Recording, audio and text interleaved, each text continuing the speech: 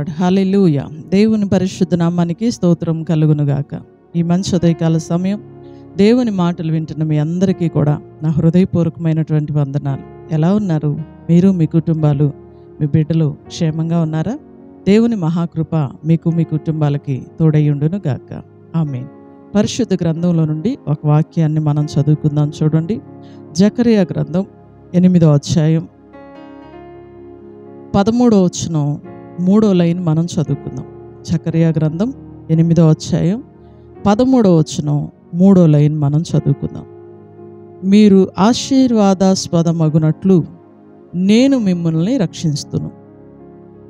మీరు ఆశీర్వాదాస్పదమగునట్లు నేను మిమ్మల్ని రక్షింతును. భయపడక ధైర్యము తెచ్చుకొనుడి. హల్లెలూయా.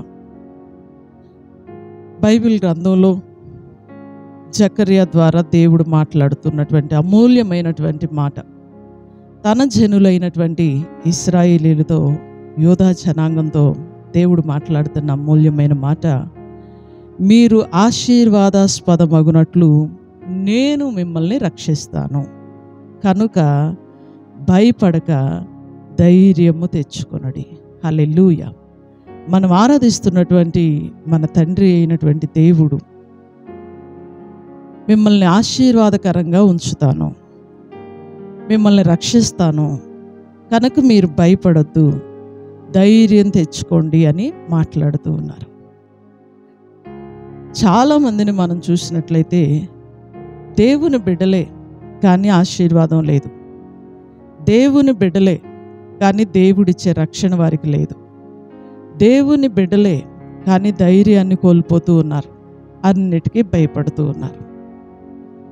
ఎందుకు అంటే దేవుని ఆశీర్వాదం వాళ్ళ కుటుంబాల్లో లేదు. బైబిల్ గ్రంథంలో ఒక మాట వ్రాయబడి ఉంటుందండి, నరుని కష్టము చేత ఏది ఎక్కువ కాదు, యెహోవా ఆశీర్వాదమే ఐశ్వర్యాన్ని ఇస్తుంది అని. సామెతల గ్రంథంలో ఈ మాట వ్రాయబడి ఉంటుంది. నరుని కష్టము చేత ఏది ఎక్కువ కాదు.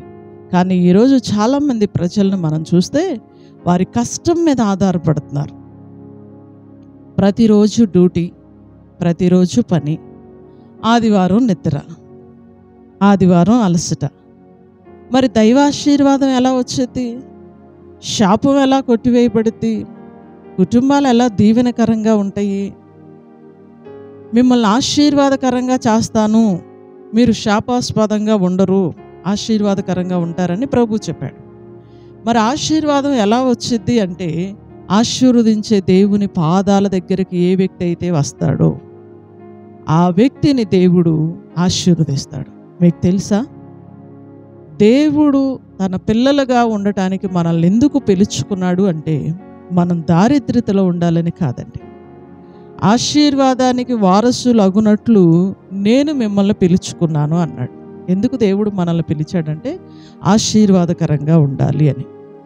ఆశీర్వాదకరంగా ఉండాలని పిలిచిన దేవుడు ఖచ్చితంగా ఆశీర్వాదాస్పదంగానే మనల్ని చేస్తాడు. ఆశీర్వాదకరంగా మనం ఉండాలి అంటే ఆశీర్వదించే ప్రభు పాదాల దగ్గరకు మనం రావాలి. ఈరోజు దేవుని బిడ్డలం అని చెప్పుకునే వారి కుటుంబాలు కూడా ఎందుకు అప్పుల పాలైపోతున్నాయి? ఎందుకు దారిద్ర్యతలోనికి వెళ్ళిపోతున్నారు? ఫ్యామిలీ మొత్తం కష్టపడుతున్నారు కదా, ఆశీర్వాదం ఎందుకు లేదు అంటే, ఆశీర్వదించే దేవుని దగ్గరికి వాళ్ళు రాలేకపోతున్నారు. దేవుని పిల్లలే కానీ కుదిరినప్పుడు వస్తారు, దేవుని పిల్లలే నచ్చినప్పుడు వస్తారు, కుదరట్లేదు, దేవుని సన్నిధికి రావట్లేదు, కానీ ఆశీర్వాదం కావాలి. కానీ ఒక్క మాట గుర్తుపెట్టుకోండి, దేవుని యొద్దకు రండి, అప్పుడు ఆయన మీ యొద్దకి వస్తాడు. దేవుని దగ్గరకు మనం రాకుండా దేవుడు మనల్ని ఆశీర్వదించే ఛాన్స్ మాత్రం లేదండి. తాత్కాలికంగా మంచి ఇల్లు కట్టుకోవచ్చు, తాత్కాలికంగా మంచి బట్టలు వేసుకోవచ్చు. నిజమైన ఆశీర్వాదం ఏంటో తెలుసా? మనం ఉండే ఇల్లు, మనం వేసుకునే బట్టలు కాదండి. కుటుంబంలో నెమ్మది కలిగి ఉండటం, కుటుంబంలో సమాధానం కలిగి ఉండటం, కుటుంబంలో క్రీస్తుని కలిగి ఉండటం, హృదయాల్లో ప్రభువుకి స్థానం ఇవ్వటం, ఇది నిజమైనటువంటి ఆశీర్వాదం. ఈ ఆశీర్వాదం దేవుడు మీకు ఇచ్చునుగాక. ఆశీర్వాదాస్పదం అగునట్లు నేను మిమ్మల్ని రక్షిస్తాను. ప్రభు అంటున్నాడు, మీరు ఆశీర్వాదకరంగా ఉండునట్లు నేను మిమ్మల్ని రక్షిస్తాను. ఈరోజు చాలామందికి దేవుడిచ్చే రక్షణ లేదండి. పేరుకి క్రైస్తవులుగా బ్రతుకుతున్నారు కానీ సంపూర్ణమైన మార్పు లేకుండా చాలామంది నశించిపోతూ ఉన్నారు. వారికి దేవుడిచ్చే రక్షణ కలుగునుగాక. దేవుని సన్నిధిలో ఉన్న దీవెన వారికి కలుగునుగాక. భయపడొద్దు, ధైర్యంగా ఉండండి. ప్రభు మాట్లాడుతున్నాడు, భయపడొద్దు. ఒకవేళ నువ్వు దేవుని సన్నిధిలో ఉంటూ కూడా ఆశీర్వాదం లేకుండా ఉంటే నువ్వు దేవుణ్ణి కలిగి ఉండటమే గొప్ప భాగ్యం, గొప్ప ఆశీర్వాదం. ధైర్యంగా ఉండు, భయపడొద్దు. తగిన సమయంలో దేవుడు నీ జీవితంలో గొప్ప కార్యాన్ని చేస్తాడు. ఏ విషయాన్ని బట్టి కృంగిపోవద్దు, ఏ విషయాన్ని బట్టి భయపడొద్దు, ఏ విషయాన్ని బట్టి కూడా నలిగిపోవద్దు, భయపడొద్దు. ధైర్యంగా ఉండండి. దేవుడు మీకు తోడుగా ఉంటాడు, మిమ్మల్ని ఆశీర్వదిస్తాడు, మీ చేతి పనిని దీవిస్తాడు, మీ కష్టార్జితాన్ని ఆశీర్వదిస్తాడు. భయపడొద్దు. దేవుని పిల్లలుగా ఉంటూ కూడా మాకే ఎందుకు ఈ కష్టం, ఇంత ప్రార్థన చేస్తూ కూడా మాకే ఎందుకు ఇంత బాధ, ఇంత ప్రార్థన చేస్తూ కూడా నాకే ఎందుకు ఇలాంటి శ్రమ అని గనక నువ్వు భయపడుతూ ఉంటే ఈ ఉదయకాలం దేవుడు నీతో మాట్లాడుతున్నాడు. భయపడొద్దు, ధైర్యంగా ఉండండి. దేవుడు ఖచ్చితంగా ఒక సమయంలో నిన్ను ఆశీర్వాదాస్పదముగా చేయబోతున్నాడు. హల్లెలూయా. ప్రభు చెప్పాడు, ఇంతకుముందు మీ జీవితాలు శాపాస్పదంగా ఉన్నాయి, ఇంతకుముందు మీ బ్రతుకులు చాలా కష్టతరంగా ఉన్నాయి, కానీ ఇప్పుడు నేను మిమ్మల్ని ఆశీర్వాదకరంగా ఉండునట్లు మిమ్మల్ని రక్షిస్తాను. ప్రభు చెప్పాడు, ఆ శాపాన్ని కొట్టేస్తాను, మిమ్మల్ని రక్షిస్తాను, మీకు సహాయం చేస్తాను, ఆశీర్వాదకరంగా ఉంటారు అని తండ్రి మనతో మాట్లాడుతున్నాడు. ఈ ఉదయకాల సమయం దేవుని మాటలు వింటున్న ప్రియ సహోదరుడా, ఎంత కష్టం చేసినా ఆశీర్వాదం లేదు అని బాధపడుతున్నావా? నువ్వు దేవుని దగ్గరికి రాగలిగితే ఆయన ఖచ్చితంగా నిన్ను ఆశీర్వదిస్తాడు, నీ కష్టార్జితాన్ని దీవిస్తాడు. నాకు వేరుగా ఉండి మీరేమీ చేయలేరని బైబిల్ మనకు తెలియజేస్తూ ఉంది.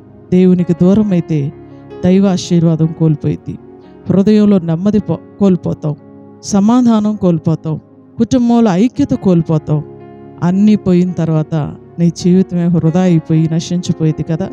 ప్రభు అంటున్నాడు, ఆశీర్వాదకరంగా ఉండునట్లు నేను మిమ్మల్ని రక్షిస్తాను అని. ఆశీర్వాదాస్పదముగా ఉండునట్లు నేను మిమ్మల్ని రక్షిస్తాను అని ప్రభు అంటున్నాడు.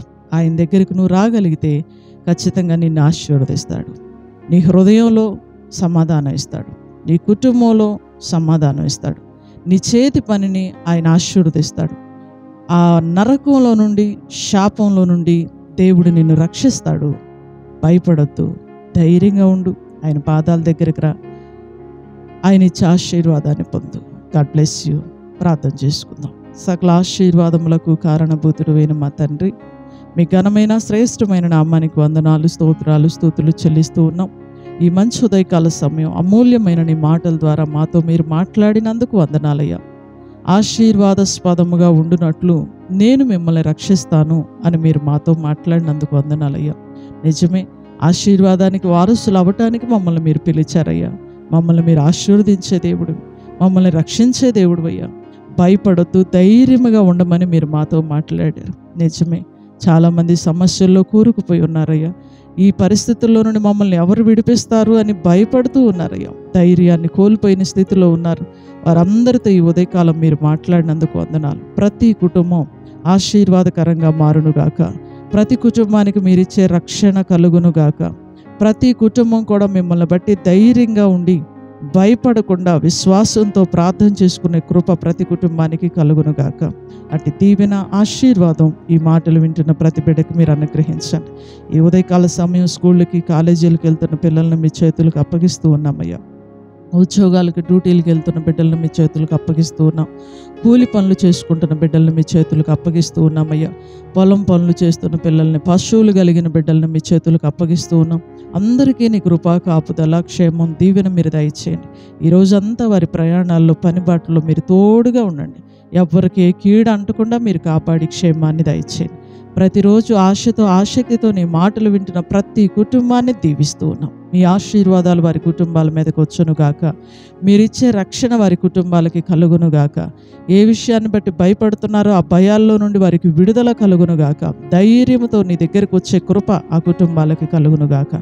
అటు దీవెన ఆశీర్వాదం నీ మాటలు వింటున్న ప్రతి బిడ్డకి మీరు దయచేయమని, ఉదయకాలపు దీవెనల ఆశీర్వాదాలు ప్రతి కుటుంబం మీద మీరు కుమ్మరించమని, నజరేయుడును శక్తి కలిగిన యేసుక్రీస్తు వారి అతి శ్రేష్టమైన నామంలో ఈ ప్రార్థన మనవులు అడిగి వేడుకొంచున్నాము తండ్రి. ఆమేన్. హల్లెలూయా. God bless you. దేవుడు మిమ్మల్ని దీవించునుగాక. అందరికీ వందనాలు. తిరిగి రేపు ఉదయకాల సమయం ఇదే సమయానికి మరలా మనం కలుసుకుందాం. దేవుని మహాకృప మీకు మీ కుటుంబాలకి తోడై ఉండునుగాక. ఆమేన్. Praise lord.